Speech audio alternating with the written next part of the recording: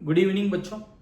आज जो अभी हम स्टार्ट करेंगे इलेक्ट्रोकेमिस्ट्री टॉपिक से इलेक्ट्रोलाइसिस कंसेप्ट क्या होता है, इलेक्ट्रोलाइसिस कैसे होता है, पूरा यहाँ पर हम डिटेल में उसको डिस्कस करने वाले हैं। तो फर्स्ट ऑफ ऑल इलेक्ट्रोलाइसिस क्या होता है, कैसे होता है, उसको हमें समझना है। तो यहाँ पर मैं कंटेनर कंसिडर कर रहा हूं और इस कंटेनर में मैं यहाँ पर दो रॉड ले रहा हूं जो है पोरस कार्बन ग्राफाइट के रॉड। अब यहां पर जब मैंने दो रॉड कंसिडर किए हैं तो ये जो दो रॉड दिख रहे हैं इनको बोलते हैं हम इलेक्ट्रोड। क्या बोलेंगे हम इनको? इलेक्ट्रोड। अब इलेक्ट्रोड क्या होता है हमारा? तो इलेक्ट्रोड ऐसे मेटालिक और नॉन मेटालिक रॉड होते हैं जहां पर इलेक्ट्रोलाइसिस होता है। इलेक्ट्रोड मींस क्या हो जाएगा आपका? द मेटालिक और non metallic rod at which electrolysis takes place, which may or may not be take part in a reaction. Those are take part in a reaction called as the active electrode, and those are does not take part in reaction called as a inert electrode. तो यहां पर हम जो ले रहे हैं carbon graphite का rod लिए हमने, तो ये जो है ये इनर्ट इलेक्ट्रोड होगा, ये रिएक्शन में टेक पार्ट नहीं होगा। ठीक है, तो यहां पर इलेक्ट्रोड में हमारे पास होंगे इसमें दो टाइप, एक होगा इसमें हमारा एनोड और दूसरा होगा यहां पर हमारा कैथोड। अब हम एनोड किसको बोलेंगे और कैथोड किसको बोलेंगे? तो एनोड ऐसा इलेक्ट्रोड होगा, anode is the electrode at which oxidation takes place. A का मतलब क्या हो रहा है? Anode at which oxidation takes place, ऐसे इलेक्ट्रोड जिसके ऊपर क्या होने वाली है? ऑक्सीडेशन होगी। और कैथोड जो होगा हमारा ऐसा इलेक्ट्रोड होगा जिसके ऊपर रिडक्शन होगा। ठीक है, अब यहां पर ये जो दो रॉड है तो यहां पर इन दोनों रॉड को हम इमर्ज कर देते हैं। किसमें इमर्ज कर देते हैं हम इन दोनों रॉड को? यहां पर इसको इमर्ज करेंगे हम फ्यूज्ड NaCl में, मान लेते हैं। यहां पर हमने लिया फ्यूज्ड NaCl, यहां पर हम फ्यूज की जगह पे मोल्टन भी ले सकते हैं, कोई दिक्कत नहीं है।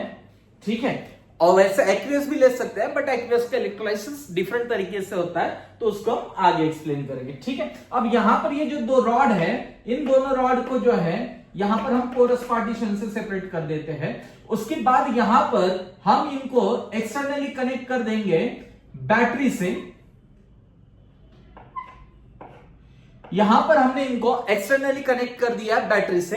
बैटरी से कनेक्ट किया है तो ये पॉजिटिव टर्मिनल होगा, ये निगेटिव टर्मिनल होगा। मींस ये वाली इलेक्ट्रोड हमारी पॉजिटिव हो जाएगी और ये वाली इलेक्ट्रोड हमारी नेगेटिव हो जाएगी। ठीक है, अब ये जो इलेक्ट्रोड हमारी नेगेटिव हो गई तो यहां पर जो है ये होगी हमारी कैथोड और ये हो जाएगी हमारी एनोड। ठीक है, जो पॉजिटिव टर्मिनल से अटैच होगी वो एनोड होगी, जो निगेटिव टर्मिनल से अटैच होगी वो हमारी कैथोड होगी। ठीक है, अब यहां पर जैसे हम इसको बैटरी अटैच करते हैं और बैटरी अटैच करने के बाद जैसे हम इलेक्ट्रिक करंट को इस मोल्टन मास या फ्यूज स्टेट जो NaCl की उसमें से पास करते हैं तो ये जो NaCl है ये NaCl डिकम्पोज हो जाएगा।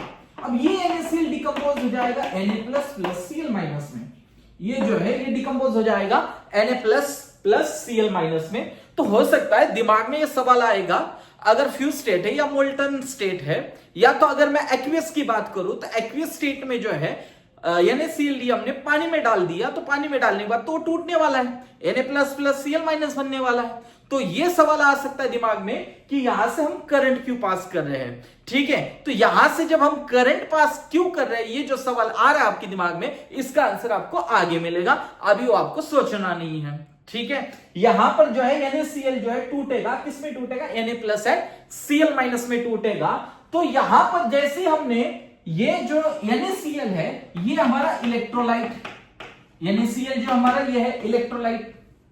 ठीक है, अब इलेक्ट्रोलाइट हम किसको बोलते हैं? तो इलेक्ट्रोलाइट हमारे ऐसे सब्सटेंस होते हैं जिनको हम पानी में डालते हैं तो उनका इलेक्ट्रोलाइटिकल कंडक्टिविटी पानी से ज्यादा होता है।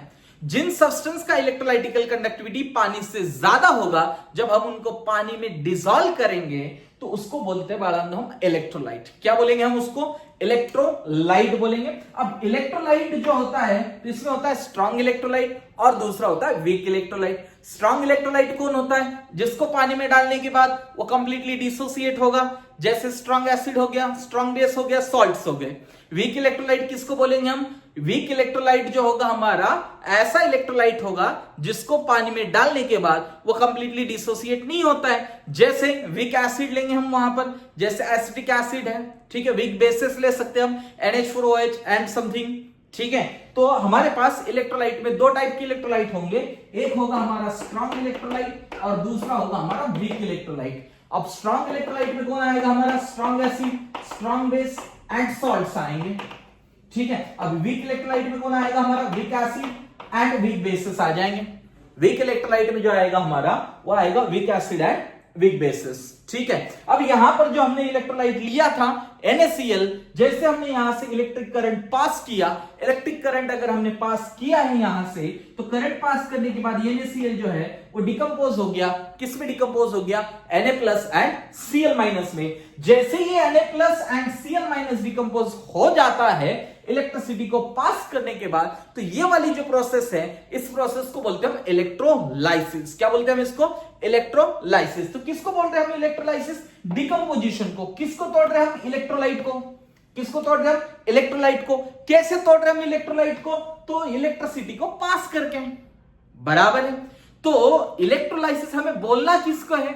Electrolysis is the process in which decomposition of an electrolyte by the passage of electric current। किसको पास किए? इलेक्ट्रिक करंट को। इलेक्ट्रिक करंट को पास करने के बाद अगर कोई इलेक्ट्रोलाइट डिकम्पोज हो रहा है तो वो जो डिकम्पोज होने वाली प्रोसेस है उस प्रोसेस को बोलते हैं हम इलेक्ट्रोलाइसिस। तो यहां पर अगर हम इसकी डेफिनेशन की बात करते हैं तो इसका डेफिनेशन आएगा, it is the process of decomposition of an electrolyte। It is the process of decomposition of an electrolyte by the passage of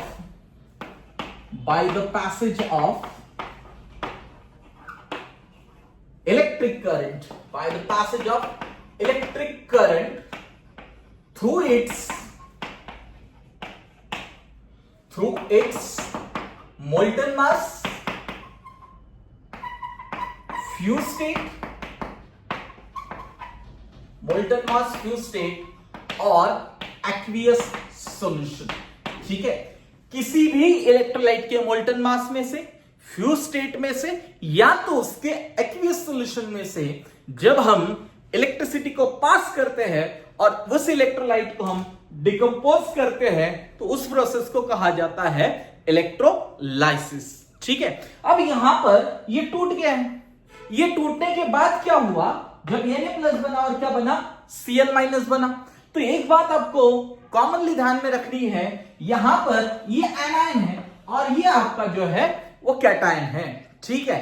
तो जैसे IPL चलता है तो जनरली हम फैन होते हैं, अगर हम महाराष्ट्र के हैं तो जनरली हम मुंबई के फैन होते हैं, ठीक है। जैसे मुंबई वाला जाएगा मुंबई की तरफ, चेन्नई वाला जाएगा चेन्नई की तरफ। तो सिंपली हमें ध्यान में रखना है, एनायन जाएगा एनोड की तरफ और कैटायन जाएगा कैथोड की तरफ। क्योंकि यहां पर क्या हुआ है, Na प्लस और Cl माइनस बना, तो इस सॉल्यूशन यहां पर जो है इस कंटेनर में जो Na प्लस और Cl माइनस बना है, तो इसमें का जो Na प्लस है वो Na प्लस यहां पर कैथोड पे जाके होगा डिस्चार्ज और ये जो Cl माइनस है ये होगा एनोड पे जाके डिस्चार्ज। मतलब क्या होगा?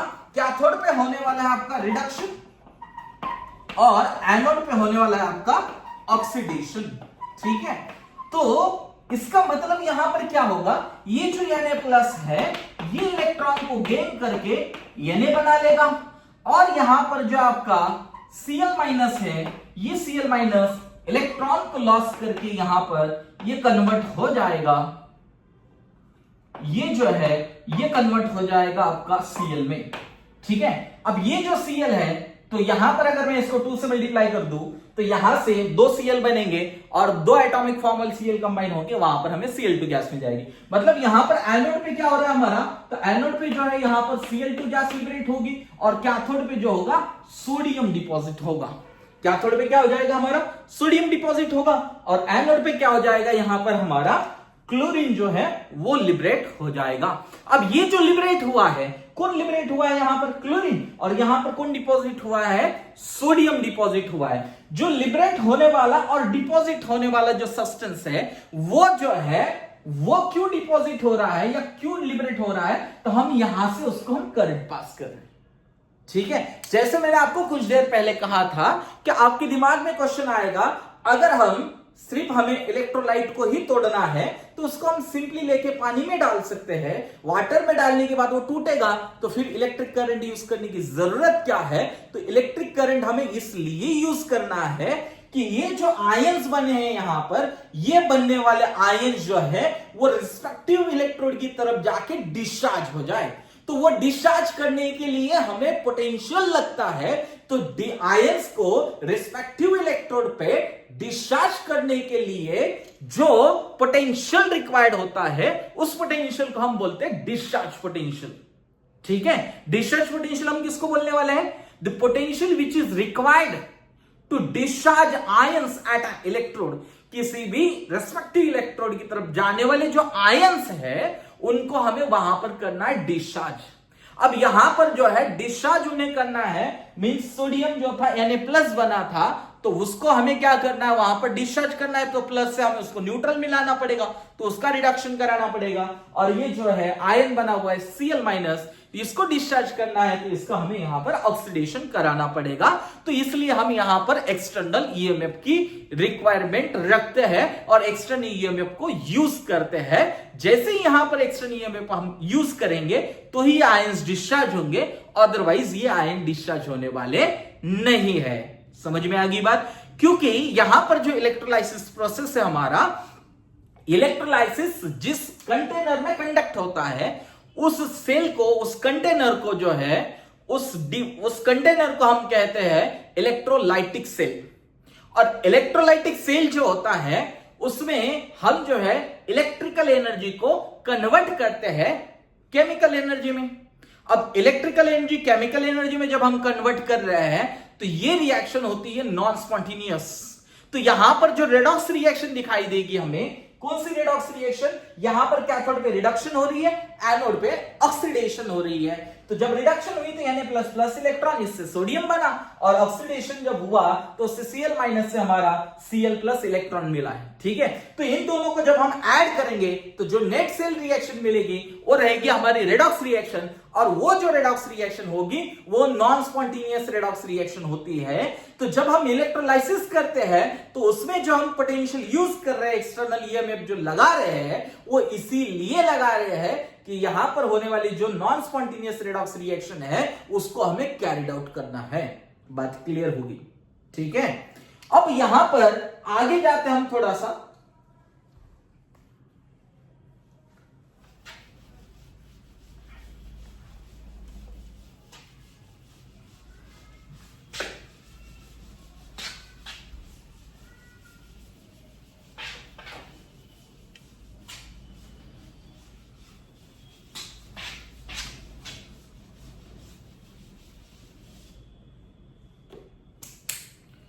ठीक है। चलो, यहां पर जो था हमारे पास ये कंटेनर था, इस कंटेनर में हमारे पास 2 कार्बन ग्राफाइट के रॉड्स थे, इनको हमने एक्सटर्नली बैटरी से कनेक्ट किया हुआ था।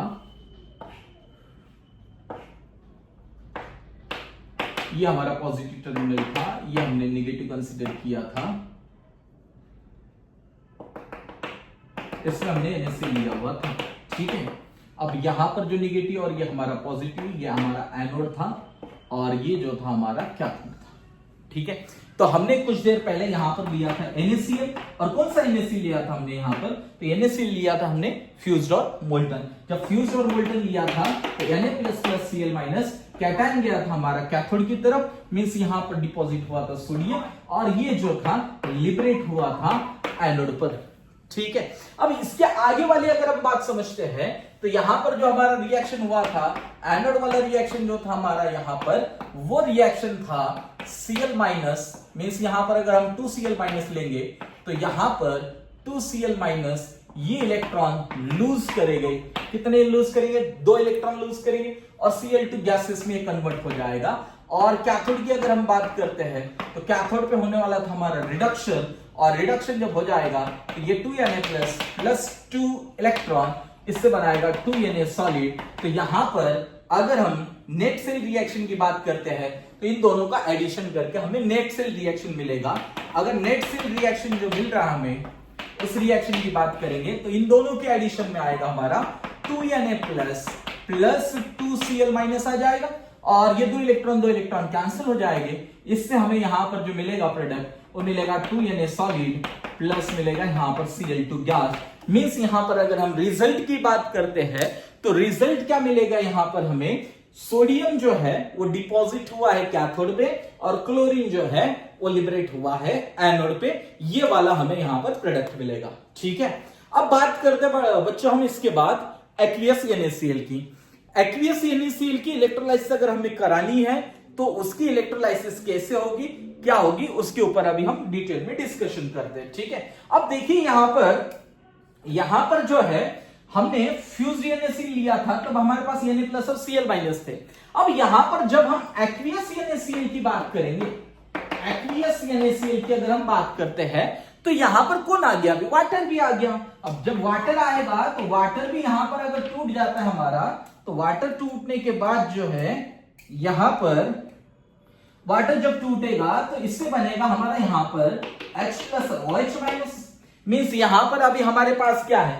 H प्लस और OH माइनस, ये भी 2 आयंस प्रेजेंट है। ठीक है, अब यहां पर क्या हो गया हमारे पास? कैटायन 2 हो गए, एनायन 2 हो गए। और हमने कुछ देर पहले कहा था cation goes towards the cathode and anion goes towards the anode. अब कैटायन की अगर हम बात करते हैं तो कैटायन कैथोड की तरफ जाएगा और एनायन जो है एनोड की तरफ जाएगा। तो हमारे पास कैटायन 2 हो गए, एनायन भी 2 हो गए। कौन कहां पर जाएगा ये अभी हमारा यहां पर बड़ा मसला होगा। ठीक है, तो उसके लिए बच्चों हमारे पास जो है डिस्चार्ज पोटेंशियल जो है वो वाला कंसेप्ट होता है। मतलब कोई भी आयन है उसको डिस्चार्ज करने के लिए लगने वाली पोटेंशियल। ठीक है, तो अब इन दोनों में किसका डिस्चार्ज पोटेंशियल कम है ये देखना पड़ेगा, और इन दोनों में किसका डिस्चार्ज पोटेंशियल कम है वो देखना पड़ेगा। जैसे हमें इनका डिस्चार्ज पोटेंशियल का आइडिया आ जाएगा तो यहां से कौन कहां पर जो है डिस्चार्ज होने वाला है वो हमें क्लियरली पता चलेगा। ठीक है, तो यहां पर मैं पहले बात करता हूं इन दोनों की। हमारे पास है Na plus and H plus, 2 cation है हमारे पास। जब हमारे पास 2 कैटायन है तो इन दोनों में से कौन कहां पर जाएगा? ठीक है, तो उसके लिए आपने रेडॉक्स रिएक्शन टॉपिक में EMF सीरीज को डिस्कस किया होगा। ठीक है, अब EMF सीरीज को अगर आपने डिस्कस किया होगा तो यहां पर मैं आपको थोड़ा सा उसको रिवाइज कर देता हूं। ठीक है, अब EMF सीरीज जो है यहां पर लिख रहा हूं मैं,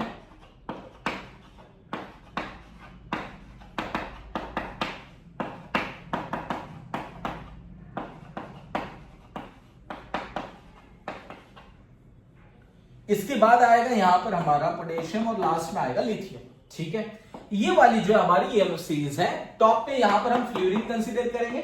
बाकी बातें मैं आपको इसके अलावा जो एक्स्ट्रा एलिमेंट आते हैं उनके बारे में समझाता हूं कैसे क्या करना है। ठीक है, अब यहां पर जो हमारे पास ये जो है इसकी EMF है 0.0 वोल्ट।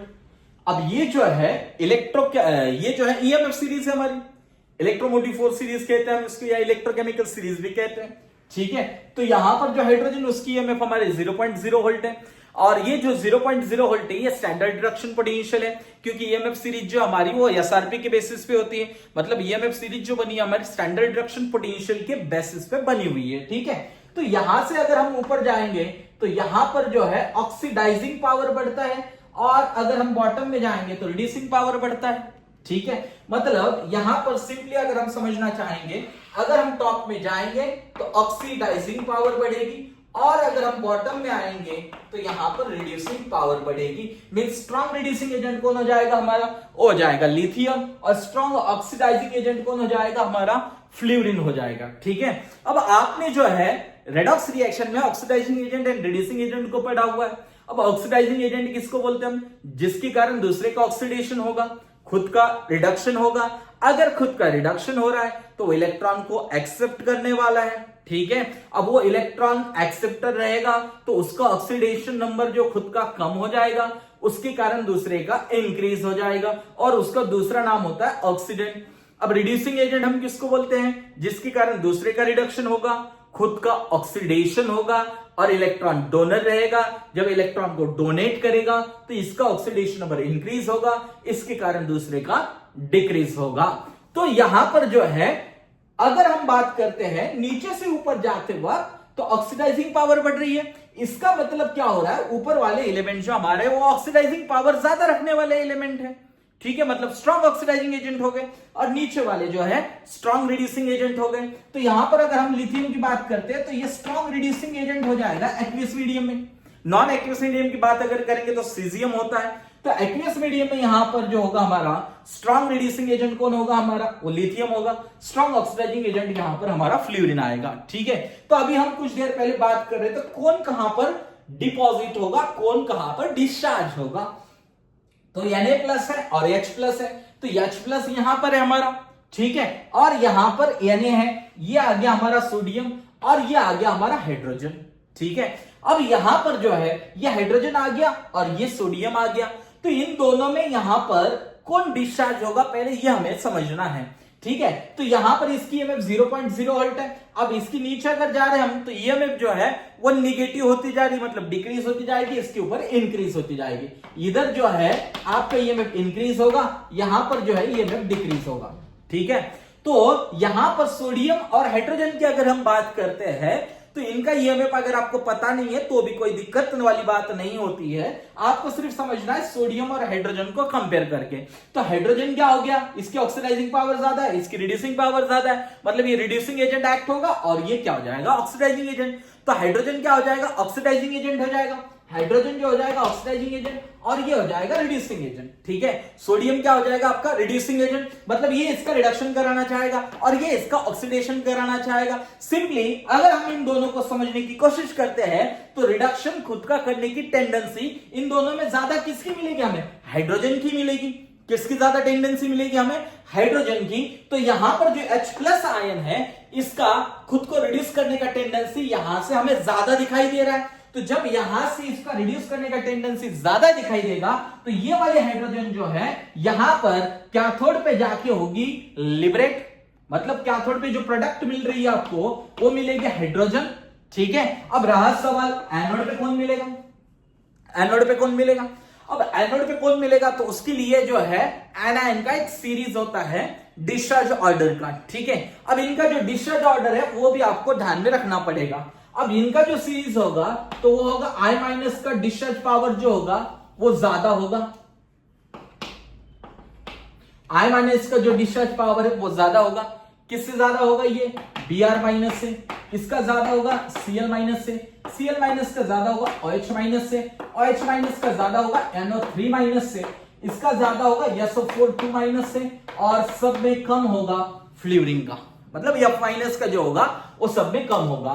तो I- है ये जो है सब में पहले, मतलब अगर मैं ब्रोमीन और आयोडीन दोनों भी हमारे पास, ब्रोमीन का भी आयन है और आयोडीन का भी है, तो पहले डिस्चार्ज कौन होगा हमारे यहां पर? आयोडीन होगा। अगर इन दोनों में कंपेयर करते हैं तो ब्रोमीन और क्लोरीन में किसका एनायन पहले डिस्चार्ज होगा? तो ब्रोमीन का होगा। अगर OH- एंड Cl- में कंपेयर करते हैं तो पहले कौन डिस्चार्ज होगा हमारा? वो होगा क्लोरीन, ठीक है। इसका डिस्चार्ज पोटेंशियल ज्यादा हो जाएगा तो इसको हमें ज्यादा ईएमएफ प्रोवाइड करना पड़ेगा, बट इसका डिस्चार्ज पोटेंशियल कम होगा तो यहां पर ये इजीली क्या हो जाएगा? डिस्चार्ज हो जाएगा।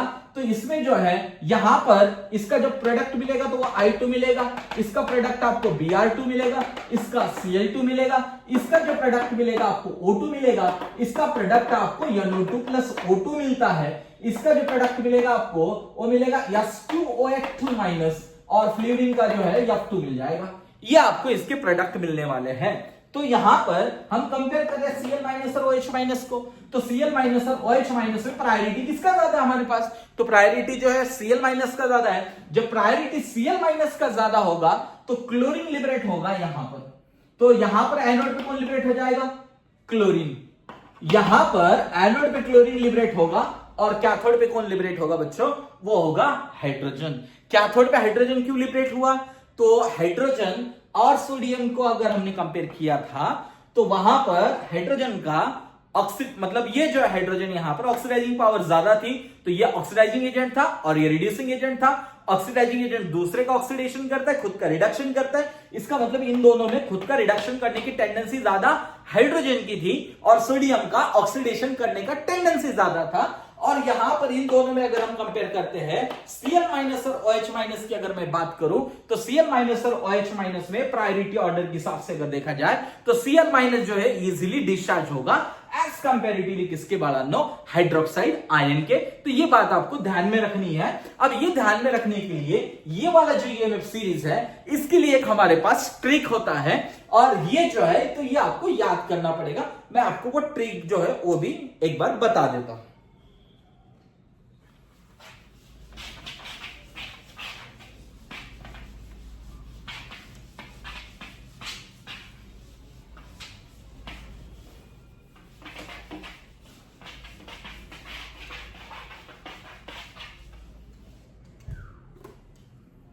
देखिए यहां पर हमने जो सीरीज लिखा था वो लिखा था ये वाला,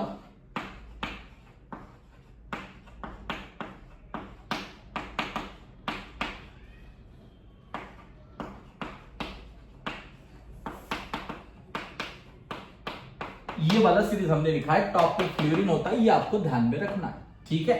अब यहां पर इसके लिए हमारे पास ट्रिक होता है आऊ, इसके लिए होता है आजा, हाजी, कॉफी है, हा है, पिलाओ भाई,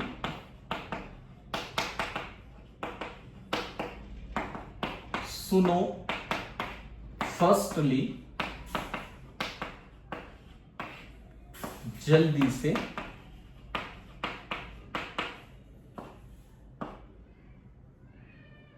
सुनो फर्स्टली जल्दी से नहा लो,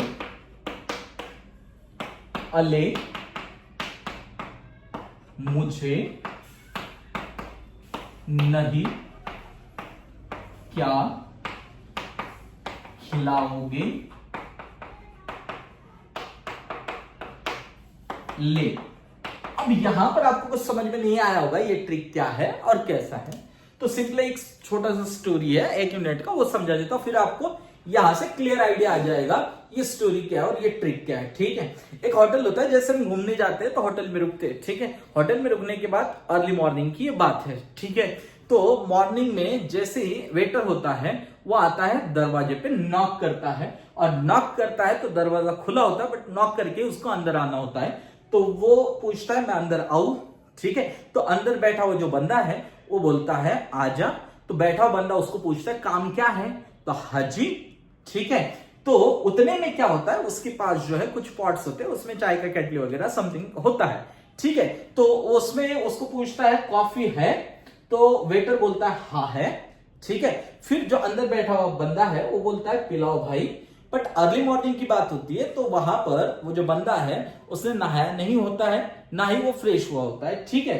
तो फिर वेटर उसको बोलता है सुनो फर्स्टली जल्दी से नहा लो, अले।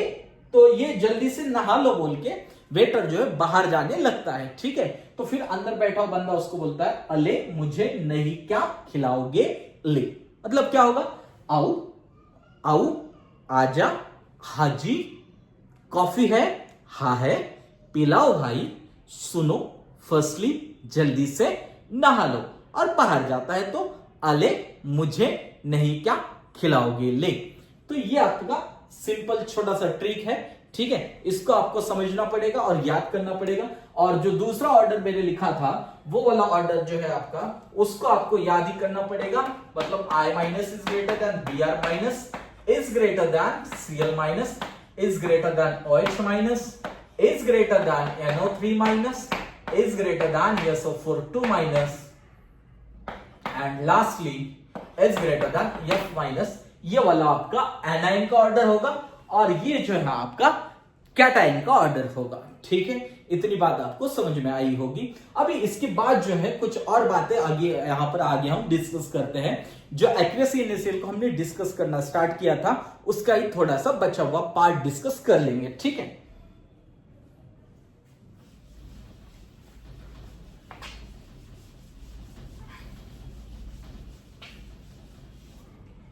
तो यहां पर जब हम एक्वियस इनिशियल का इलेक्ट्रोलाइसिस डिस्कस कर रहे हैं तो यहां पर हमारे पास एनोड पे होने वाली रिएक्शंस दो थी और कैथोड पे होने वाली दो थी। एनोड पे कौन सी रिएक्शन हुई हमारे पास, तो एनोड पे ऑक्सीडेशन हुआ है और एनायन जाता है एनोड की तरफ, तो हमारे पास एक एनायन था Cl माइनस का ऑक्सीडेशन अगर हुआ तो ये Cl2 गैस बनाएगा, साथ में 2 इलेक्ट्रॉन को रिलीज करेगा। दूसरा एनोड पे और भी एक रिएक्शन पॉसिबल हो सकता था, कौन सा था हमारा, तो वो जो था हमारा OH माइनस वाला, मतलब जिसमें क्या होने वाला है, ऑक्सीजन जो है एनोड पे लिबरेट होने की चांसेस है। तो वो अगर रिएक्शन की अगर मैं बात करूं तो H2O यहां पर आएगा हमारा प्रोडक्ट O2, साथ में यहां पर आएगा 4H+ और साथ में आ जाएगा 4 इलेक्ट्रॉन।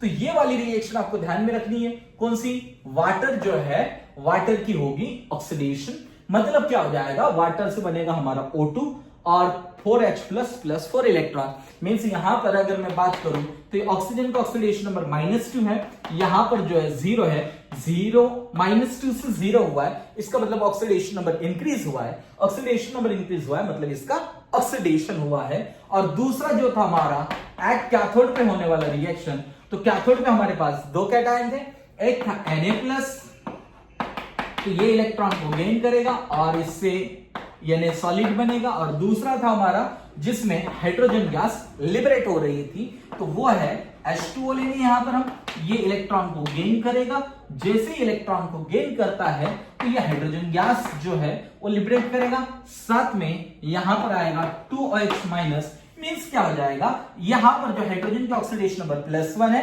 +1 से यहां पर हो जाएगी 0, मींस ऑक्सीडेशन नंबर डिक्रीज हुई, रिडक्शन हुआ, तो ये रिडक्शन होने वाली रिएक्शन कैथोड की, ऑक्सीडेशन होने वाली एनोड की। अब इन दोनों में हमारा मेन प्रोडक्ट कौन सा था, तो मेन प्रोडक्ट था हमारा ये वाला जो एनोड पे जा रहा था, ठीक है, मतलब क्लोरीन लिबरेट हो रहा है कहां पर, एनोड पे, और यहां पर हाइड्रोजन लिबरेट हो रहा है हमारा कहां पर, कैथोड पे। दोनों की रीजन क्या थी, यहां पर OH- and Cl- and OH- में प्रायोरिटी किसका ज्यादा था, Cl- का प्रायोरिटी ज्यादा था, किसका प्रायोरिटी ज्यादा था, Cl- का, और यहां पर Na+ एंड H+ में जो था प्रायोरिटी हमारा किसका ज्यादा था, H+ का ज्यादा था। अब क्या हुआ बच्चों, इसके बाद यहां से क्लोरीन लिबरेट हो गया, यहां से जो है H+ लिबरेट हुआ, तो यहां पर जो हमारे पास Na+ रिमेनिंग है और यहां पर OH- रिमेनिंग है, तो इन दोनों का कॉम्बिनेशन होके Na+ और OH- से यहां पर मिलेगा हमारा NaOH मिलेगा। क्या मिल जाएगा, यहां पर NH मिलेगा, और NH अगर मिलता है तो NH आपको पता है बेस है, स्ट्रॉन्ग बेस है, तो यहां पर आपकी जो pH हो जाएगी रिमेनिंग सोल्यूशन की, वो जो है वो >7 हो जाएगी। बात आ गई समझ में। देखिए दोबारा एक बार रिवाइज करते थोड़ा सा। जब हम बात कर रहे थे किसकी, मोल्टन NaCl या फ्यूज्ड NaCl की, एनोड पे क्लोरीन मिला था, कैथोड पे हमें वहां पर सोडियम डिपॉजिट हुआ मिला था, और वहां पर रिमेनिंग कुछ नहीं था, जैसे यहां पे NaOH वहां पर कुछ नहीं था। जब हमने एक्वियस की बात की तो एक्वियस की जब हम बात कर रहे हैं तो एक्वियस की बात जब हमने किए तो एक्वियस में क्या हुआ, हाइड्रोजन जो है वो लिबरेट हुआ कैथोड पे, और दूसरा जो था हमारा क्लोरीन वो लिबरेट हुआ एनोड पे, बचा था Na+ OH- कंबाइन होके बना NaOH, और जो बचा हुआ सॉल्यूशन है उसका pH क्या हो जाएगा, >7 हो जाएगा, ठीक है। अब इसके बाद में और भी कुछ और एग्जांपल हम यहां पर डिस्कस करते हैं जिससे आपको कुछ आइडिया आ जाएगा।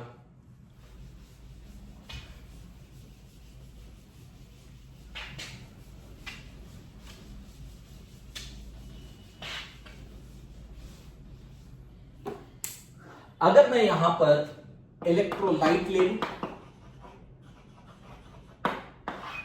यहां पर इलेक्ट्रोड ले लूं, और यहां पर एनोड पे आने वाली प्रोडक्ट ले लेता हूं, और यहां पर कैथोड पे आने वाली प्रोडक्ट ले लेता हूं, तो इससे क्या हो जाएगा, हमारे बहुत सारे एग्जांपल जो है वो कवर हो जाएंगे, ठीक है। अब यहां पर जो है अगर मैं एनोड का reaction, just a second,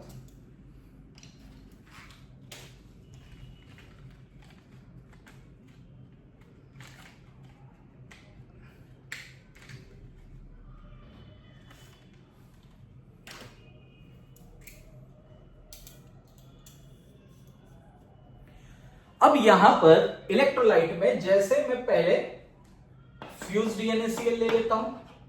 fused NaCl लेते हैं, इलेक्ट्रोड हमने किसको लिया था यहां पर, ग्राफाइट को। ठीक है, ग्राफाइट का इलेक्ट्रोड लेने के बाद में यहां पर एनोड पे कौन मिला हमें, एनोड पे मिला था क्लोरीन और यहां पर मिला था हमें सोडियम।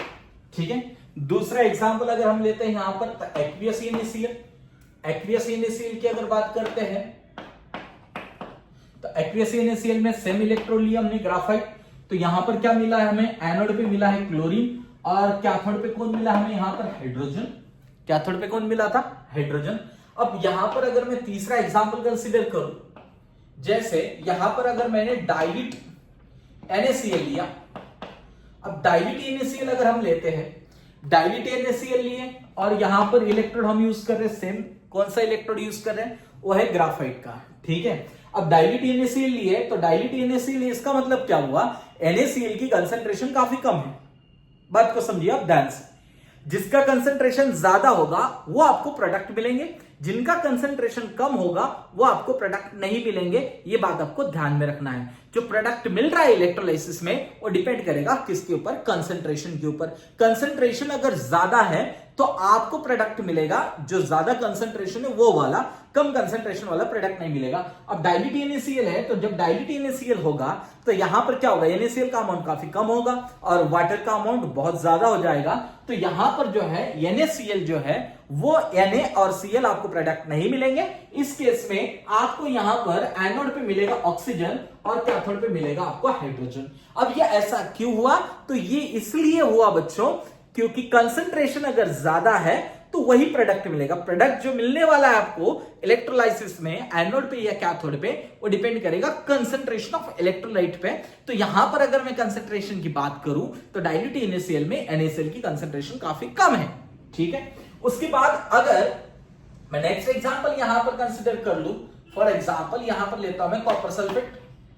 अब ये कॉपर सल्फेट अगर मैंने ले लिया फ्यूज्ड, कौन सी कॉपर सल्फेट ले लिया हमने, फ्यूज ले लिए, और यहां पर इलेक्ट्रोड यूज कर रहे हैं हम, कौन से यूज कर रहे हैं इलेक्ट्रोड, तो इलेक्ट्रोड यूज कर रहे हैं हम ग्राफाइट के। ठीक है, अब यहां पर फ्यूज है तो कैटायन ये रहेगा हमारा Cu2+ वाला और SO4 क्या रहेगा हमारा, एनायन रहेगा। एनायन जाएगा एनोड की तरफ, तो मैंने आपको अभी बताया था, क्या बताया था, SO4 की जो प्रोडक्ट होगी वो होगी S2O8 कौन सी प्रोडक्ट हो जाएगी इसकी, S2O8 हो जाएगी। और ये जो Cu2+ है इसका रिडक्शन होकर यहां पर मिलेगा हमें C।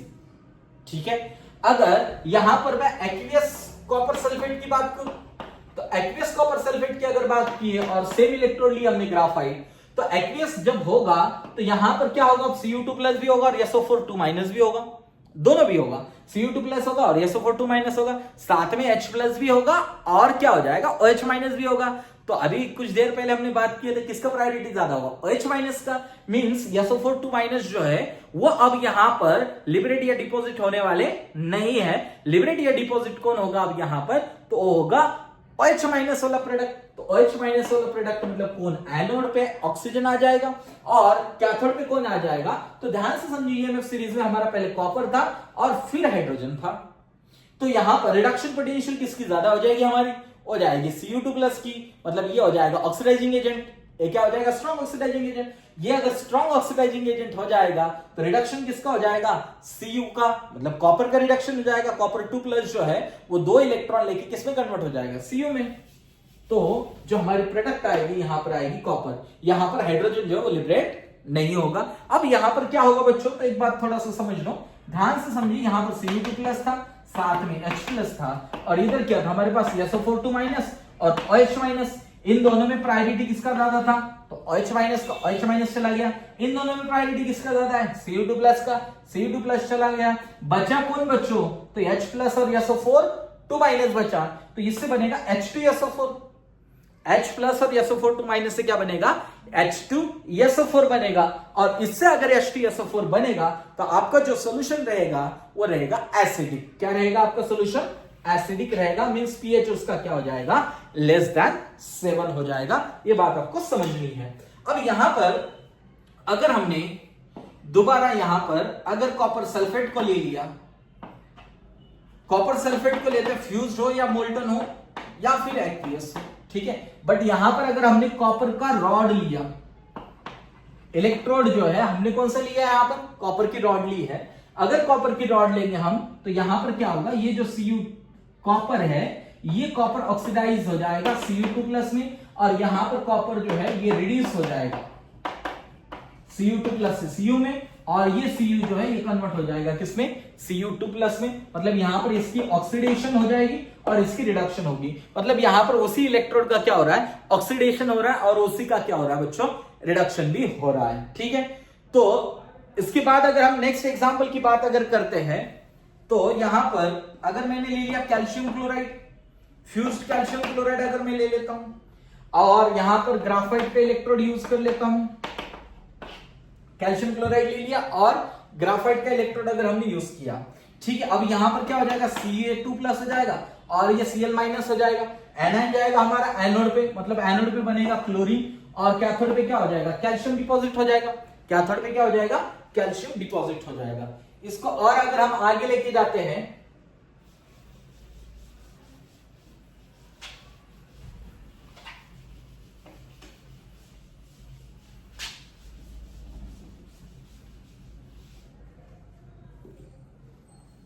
नेक्स्ट अगर हम बात करते हैं यहां पर, ये एक्वियस कैल्शियम क्लोराइड की बात अगर किए और इलेक्ट्रोड हमने ग्राफाइट ही ले लिया, ठीक है। अब एक्वियस है तो ये यहां पर Ca2 प्लस के साथ में Cl माइनस है, और एक्वियस के कारण H प्लस और OH माइनस भी है, ठीक है।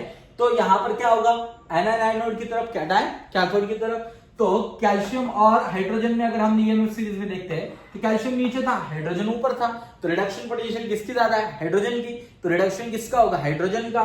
तो यहां पर H प्लस जाएगा कहां पर हमारा, वो जाएगा कैथोड पे, और एनोड पे कौन जाएगा, तो क्लोरीन। क्यों जाएगा क्लोरीन, तो OH माइनस और Cl माइनस में प्रायोरिटी किसका ज्यादा हमारा डिस्चार्ज होने का, तो है Cl माइनस का, ठीक है। तो उसके कारण वहां पर कौन जाएगा हमारा, एनोड पे क्लोरीन चला जाएगा। उसके बाद नेक्स्ट अगर हम H2SO4 की बात करते हैं, डाइल्यूट H2SO4 की बात करते हैं, और यहां पर हमने सेम इलेक्ट्रोड ले लिया, कौन सा, ग्राफाइट ले लिया। अब डाइल्यूट H2SO4 में क्या हो जाएगा, तो यहां पर H प्लस भी होगा, SO4 2 माइनस भी होगा, साथ में वाटर वाला H प्लस और OH माइनस भी होगा। तो यहां पर प्रायोरिटी की कोई जरूरत नहीं पड़ेगी, दोनों जगहों पे कौन है, हाइड्रोजन है, तो कैथोड पे कौन लिबरेट हो जाएगा, हाइड्रोजन। और रहा इन दोनों में प्रायोरिटी किसका ज्यादा है, तो OH माइनस का ज्यादा है। और साथ में दूसरी बात ये हमारे पास डाइल्यूट है तो SO4 2 माइनस की कंसेंट्रेशन भी कम हो जाएगी, तो यहां पर जो लिबरेट होने वाली गैस रहेगी वो रहेगी हमारी ऑक्सीजन। प्रायोरिटी इन दोनों में किसका ज्यादा है, OH माइनस का ज्यादा है। किससे ज्यादा है, SO4 2 माइनस से। तो यहां पर क्या मिलेगा हमें, O2 मिलेगा। क्या मिलेगा, O2 मिल जाएगा। अगर यहां पर मैं कंसंट्रेटेड H2SO4 का यूज करूं, कंसंट्रेटेड अगर करते हैं तो यहां पर H प्लस होगा, SO4 2 माइनस होगा, ठीक है। तो यहां पर कंसंट्रेटेड में कंसंट्रेशन किसकी ज्यादा हो जाएगी, अब SO4 2 माइनस की। देखो इसमें से H प्लस मिला, इसमें से SO4 2 माइनस मिला, ये H प्लस मिला और ये OH माइनस मिला, ठीक है। अब इन दोनों में तो कोई यहां पर हमें शंका ही नहीं होगी। H प्लस जो है मतलब H2 बनेगा कहां पर, वो बनेगा हमारा H2 कैथोड पे। अब इन दोनों में प्रायोरिटी किसकी ज्यादा है, OH माइनस की। प्रायोरिटी किसकी ज्यादा है, OH माइनस की। बट प्रायोरिटी अगर OH माइनस की ज्यादा है, बट प्रोडक्ट कौन सी बनेगी, कंसेंट्रेशन किसकी ज्यादा है हमारे पास, कंसेंट्रेशन SO4 2 माइनस की ज्यादा है। जब कंसेंट्रेशन SO4 2 माइनस की ज्यादा है तो मैंने आपको बताया था कंसेंट्रेशन SO4 2 माइनस, तो SO4 2 माइनस का जो प्रोडक्ट बनेगा वो बनेगा S2OH 2 माइनस, ठीक है बच्चों। इसके अलावा और बहुत सारे एग्जाम्पल हम डिस्कस करते हैं, ठीक है, कर सकते भी है, करते भी है, ठीक है। तो इसके अलावा और एक दो एग्जाम्पल अगर देखना है तो यहां पर एक सिंपली PbBr2 का एग्जाम्पल ले सकते हैं। अगर हमने फ्यूज लिया, कौन सा लिया यहां पर, फ्यूज लिया, तो फ्यूज लेने के बाद ये Pb2 प्लस हो जाएगा और Br माइनस हो जाएगा, तो एनायन एनोड पे जाएगा, मतलब एनोड वाली प्रोडक्ट कौन सी बनेगी आपकी, ब्रोमीन, और कैथोड वाली कौन सी बनेगी, लीड। अगर इसको हमने एक्वियस फॉर्म में लिया, कौन सी फॉर्म में लिया, एक्वियस। एक्वियस फॉर्म में जब हम PbBr2 को लेंगे तो यहां पर Pb2 प्लस भी होगा, Br माइनस भी होगा, साथ में H प्लस भी होगा और OH माइनस भी होगा। तो इन दोनों में प्रायोरिटी किसकी ज्यादा है, Br माइनस की ज्यादा है, तो यहां पर Br2 लिबरेट हो जाएगा, ठीक है। और इधर जो है यहां पर H प्लस और Pb में तो हमारे पास था पिलाओ भाई, है ना, तो ये वाला पिलाओ भाई नीचे था, ठीक है। तो यहां पर कौन लिबरेट हो जाएगा, हमारा कैथोड पे हाइड्रोजन होगा। ठीक है, तो इस टाइप से जो है हम यहां पर इलेक्ट्रोलाइसिस के प्रोडक्ट जो है वो डिस्कस करते हैं। जैसे यहां पर समझिए ध्यान से, कुछ बातें आपको दोबारा रिवाइज करके दे देता हूं। फ्यूज्ड अगर रहता है या मोल्टन रहता है तो कैटायन को आपको सीधा कैथोड पे लेके जाना है और एनाइन को जो है एनोड पे लेके जाना है। एक्वियस अगर रहेगा तो अकॉर्डिंग टू कैटायन जो आपका ईएमएफ सीरीज के अकॉर्डिंग जाएगा, और एनाइन जो है तो एक डिस्चार्ज ऑर्डर का जो प्रायोरिटी था वो मैंने आपको लिख कर दिया था। एनाइन का डिस्चार्ज ऑर्डर का प्रायोरिटी जो था हमारा, तो वो I minus is greater than Br minus is greater than Cl minus is greater than H minus is greater than NO3 minus is greater than SO4 2 minus is greater than F minus, ये था। तो इसके हिसाब से आपका anode पे जाने वाला प्रोडक्ट बनेगा। ठीक है, और प्रोडक्ट में आपको मैंने कहा था वहां पर अगर I माइनस है तो I2 बनेगा, Br माइनस है तो Br2 बनेगा, Cl माइनस है तो Cl2 बनेगा, H माइनस है तो O2 बनेगा। अगर NO3 माइनस है तो वहां पर बनेगा आपका NO2 प्लस O2, और नेक्स्ट जो था आपका SO4 2 माइनस, तो वहां पे बनेगा S2OH 2 माइनस। ठीक है, और F माइनस है तो F2 बनेगा। ठीक है, दूसरी बात डाइल्यूट एंड कंसंट्रेटेड में अगर बात आती है तो जिसका कंसंट्रेशन ज्यादा होगा वो वाली आपको प्रोडक्ट चुननी होगी। ठीक है, कंसंट्रेशन जिसका ज्यादा है वो वाली प्रोडक्ट आपको चुननी होगी। ये बातें आपको इलेक्ट्रोलाइसिस में ध्यान में रखनी है। ठीक है, बाकी आशा करता हूं बताया हुआ कंटेंट आपको समझ में आया होगा। Thank you, all the best.